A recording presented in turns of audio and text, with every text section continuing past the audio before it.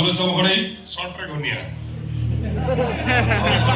ନିଜର କେହି ନାହିଁ ଆଉ ଆସ୍କା ମୋ ଜୀବନ ସାଥୀ ସାର୍ ସେଇଥିପାଇଁ ଇଏ ଘନିଆ କେତେବେଳେ କୋଉଠି ରୁହେ କଣ ଖାଏ କିଛି ଠିକ ଠିକଣା ନଥାଏ ସାର୍। କଣ କର ତମେ? ମୋ ବିଷୟରେ କିଛି ତଥ୍ୟ ସଂଗ୍ରହ ନ କରି ଆପଣ ମୋ ପାଖକୁ ଚାଲି ଆସିଛନ୍ତି ଏ କଥାକୁ ତ ମୁଁ ବିଶ୍ୱାସ କରିପାରିବିନି। ସାର୍ ମୁଁ ଆପଣଙ୍କୁ କହୁନଥିଲି ଏ ଘନିଆ ପର ଦୁଃଖରେ ଦୁଃଖୀ ଅସହାୟ ଲୋକମାନଙ୍କୁ ସାହାଯ୍ୟ କରେ ଆଉ ଭୋକିଲା ଲୋକମାନଙ୍କୁ ଆହାର ବି ଦିଏ। ସେଥିପାଇଁ କିଛି ଅର୍ଥ ଦରକାର କି ନାହିଁ? କୋଉଠୁ ମିଳେ? ଏ ସମାଜରେ କଣ ଦାନ ଧର୍ମ କରିବା ପାଇଁ ଲୋକ ନାହାନ୍ତି? ସେମାନଙ୍କଠାରୁ ଅର୍ଥ ପାଇଥାଏ। ସେମାନେ ତ ସିଧାସଳଖ ଦାନ କରିପାରନ୍ତି, ତମକୁ ମାଧ୍ୟମ କରନ୍ତି କଣ ପାଇଁ?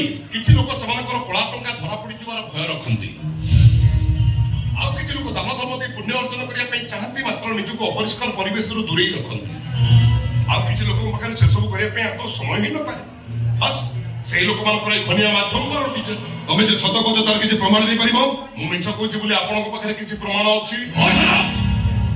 ପୋଲିସକୁ ପ୍ରଶ୍ନ କରାଯାଏନି, ପ୍ରଶ୍ନର ଉତ୍ତର ଦିଆଯାଏ। ମତେ କୁହ କୋଉମାନଠୁ ଟଙ୍କା ସଂଗ୍ରହ କରୁଛ? କ୍ଷମା କରିବେ ଆଜ୍ଞା, ସେମାନଙ୍କ ନାମ ମୁଁ ଆପଣଙ୍କୁ କହିପାରିବିନି। ତାହେଲେ ମୁଁ ଜୋର ଦେଇ କହିବି ତମେ ମିଛ କହୁଛ।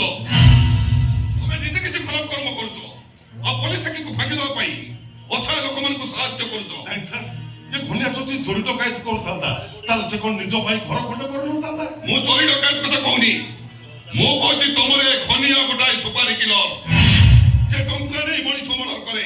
ଠିକ ଅଛି, ଆପଣ ଭାବି ପାରନ୍ତି କିଛି ଅସୁବିଧା ନାହିଁ, କିନ୍ତୁ ଆପଣ ତ ଭାବିଦେଲେ ମୁଁ ଖାଲି ଅପରାଧୀ ହେଇଯିବିନି, ସେଥିପାଇଁ କିଛି ପ୍ରମାଣ ଦରକାର। ଯାଆନ୍ତୁ ଥାନା ବାବୁ, ପ୍ରମାଣ ଯୋଗାଡ଼ କରି ଆସିବେ, ତାପରେ ଘନିଆକୁ ଆରେଷ୍ଟ କରି ନେଇଯିବେ। ତା ତ ଅବଶ୍ୟ ମୁଁ ନିଶ୍ଚୟ କରିବି, କିନ୍ତୁ ମତେ ଗୋଟାଏ କଥା କୁହ, ଏ ଏରିଆରେ ସମାଜସେବୀ ମାନବଗୀତ ପ୍ରଧାନ ତାଙ୍କୁ 3 ବର୍ଷ ତାଙ୍କୁ ମର୍ଡର କରାଗଲା କାହିଁକି? ପୋଲିସ କିଏ? ପୋଲିସ କିଏ?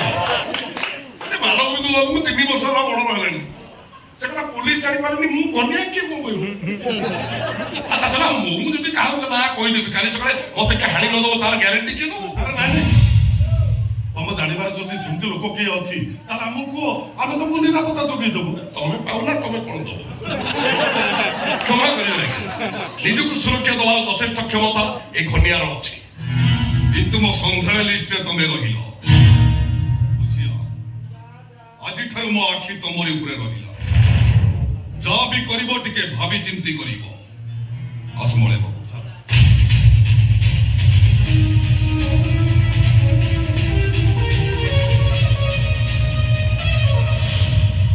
ସନ୍ଦେହର ଲିଷ୍ଟ ଆଜିଠୁ ମୋ ଉପରେ ଆଖି ରହିଲା। ହୋସିଆର ଅଫିସର, ଏ ଘନିଆ ସାମ୍ନାକୁ ଆସିବାକୁ କେବେ ବି ଚେଷ୍ଟା କରିବନି, କାହିଁକି ନା ଏ ଘନିଆ ଘରେ ଘଡ଼ଘଡ଼ି।